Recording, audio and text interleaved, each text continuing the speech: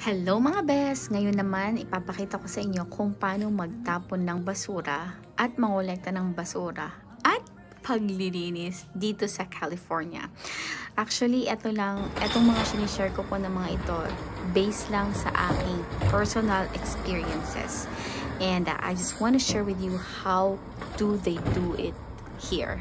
Okay, so ganito nga po yung pagtapon nila ng basura, pagkolekta ng basura. O, di ba, ang high-tech. May talagang machine na magkukuha, tapos ilalagay sa truck. And then, ganito naman yung kanilang pagdo-blower, paglilinis. Sa atin kasi, parang may walis ting-ting kang malaki, o kaya yung rake para makuha mo lahat ng madaming dahon. Dito, ganyan lang po yung ginagawa nila. Blower, o, di ba?